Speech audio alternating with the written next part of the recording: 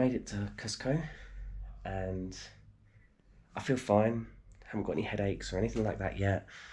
Came off the plane, felt fine. It could take a little while until I start to feel any symptoms of altitude sickness, but hopefully I'll be okay. I've been taking some tablets, I've been drinking water, taking electrolytes, also known as other types of hydration tablets, so I think I'll be okay. And I'm less worried now about the altitude sickness and really looking forward to the hike, even though I think it will be tough. The only thing that was slightly difficult was just walking up 2 flights of stairs to my hotel room. I got out of breath just walking up 2 flights of stairs. So I think I just have to pace myself, go about things a bit slower, walk a bit slower, don't do anything too energetic for today at least, and hopefully within a couple of days I'll have acclimatized by the time that I start my hike. So it's a beautiful area, just walking around all the different alleyways, some beautiful views of just like the mountains in the distance and all the tiled roofs. Absolutely amazing. So this is a Keko, the smoking god, and they leave things for him for good luck today? Only on Tuesdays and Thursdays we let him smoke. Okay, and you have good luck from that? Fortune. Fortune. Yeah, Fortune. yeah. So there's some beautiful churches around here, one over here as well. But what's really caught my eye is what's just over there, Paddy's Irish pub. But what's interesting about this Irish pub is it's officially the highest Irish pub in the world. Now, there's a lot of people that might disagree with me on that because there's a much higher one on the way to Mount Everest. However, it's not an official Irish pub. It's not owned by an Irish person. This one is. It's an official Irish pub and the highest in the world. So this is the food section, the meat section of the local market, and they eat every single piece of the meat, including testicles, everything. I mean, oh Jesus. I like trying new stuff, but even some of this is a bit too much for me.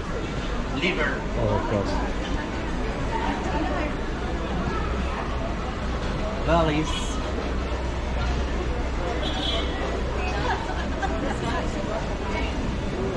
Jesus. These are like the snouts of cows or bulls. Oh my God. Last morning in Cusco until we start the hike tomorrow.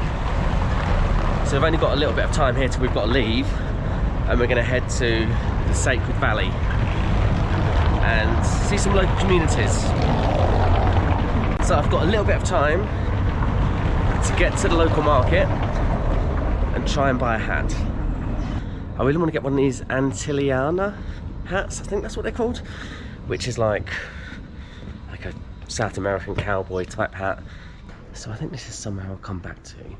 I'm at the artisan market, opened at 8, it's now 9, but there's literally maybe 2% of stalls open at the moment, so I don't know if I'm going to be able to get what I'm after, and I haven't got a lot of time before I've got to get back to the hotel. So I've just arrived at a local community, which is interesting.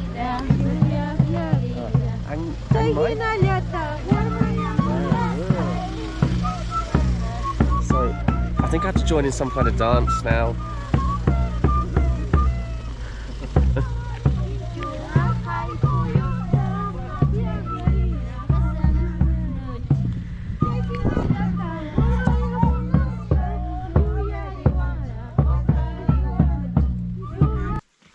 Sometimes they call it maybe.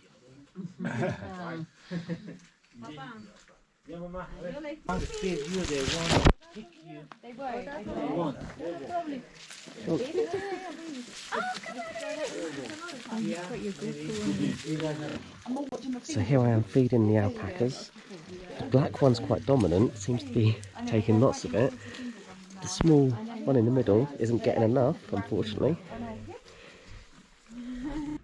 Just got to my hotel in Ollantaytambo, which is the town just before the 2 trails up to Machu Picchu, and it's a nice little hotel, hopefully quite peaceful compared to where we stayed last night.